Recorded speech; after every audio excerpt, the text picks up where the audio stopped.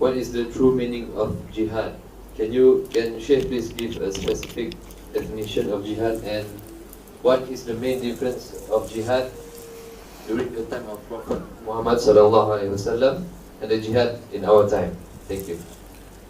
This requires a lecture.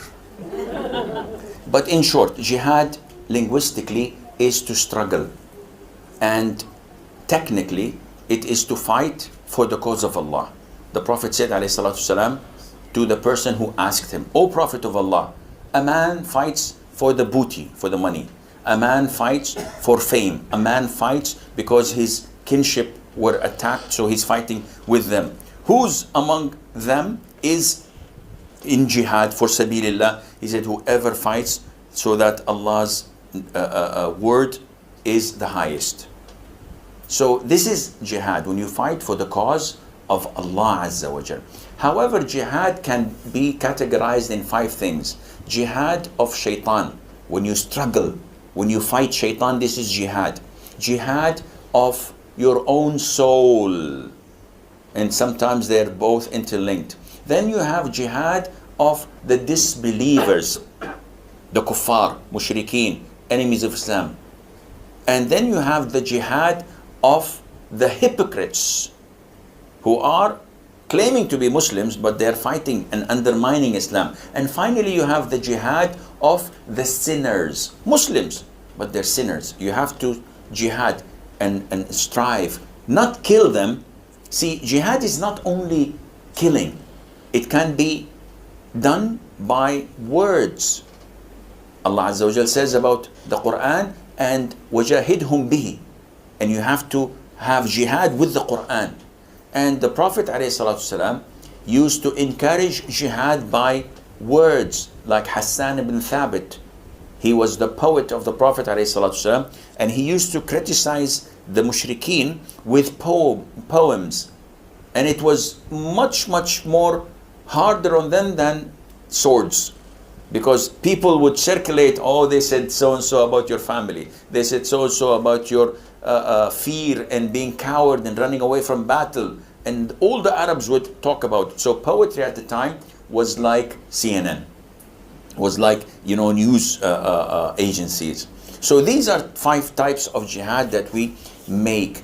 And the jihad technically is divided into 2 types.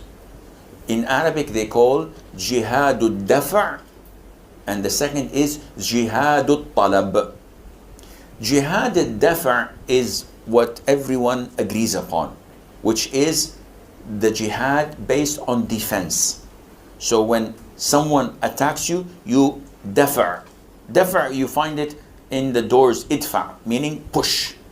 So someone attacks your country, attacks your family, what do? It's legitimate. Even the kuffar say you can do it. That is to defend yourself. This was found at the time of the Prophet ﷺ, and it's found until today. The other type of jihad is the one that everyone trying to hide, and it's called jihadut talab.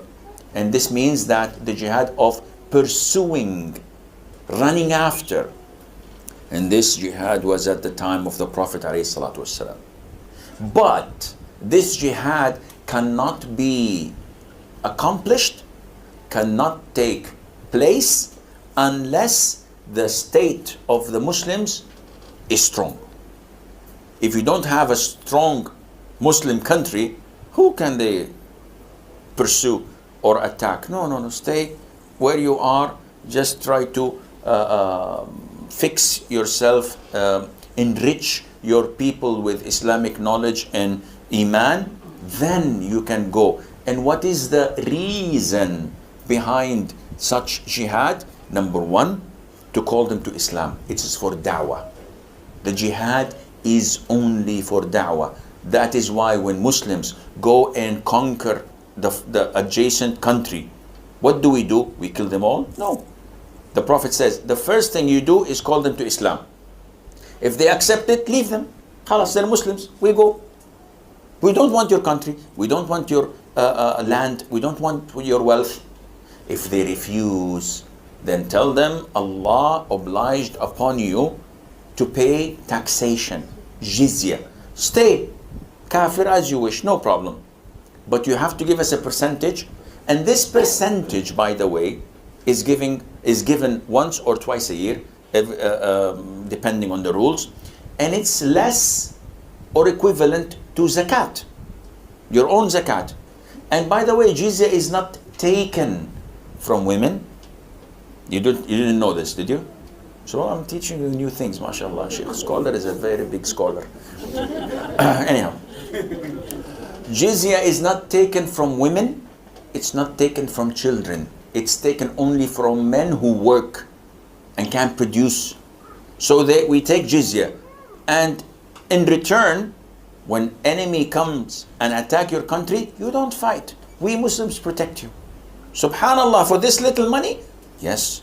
And you enjoy sitting in your homes and in your country and live your life normally. But the ruling is for Sharia. So you do not open nightclubs, you do not fornicate in the streets, you do not, no, Sharia rules. But you live your life, you marry, you have children, you enjoy your life. But publicly, Islam rules. If they refuse, then we have to fight.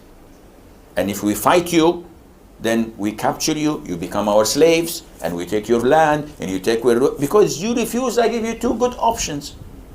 This is the strength of Islam. But nowadays, forget this. Maybe in the coming 40, 50 years, when the Muslims become strong, as they're supposed to be, and they are focused and Islamically oriented. Now we're not Islamically oriented. We are money oriented.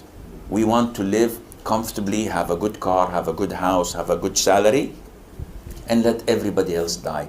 I don't care.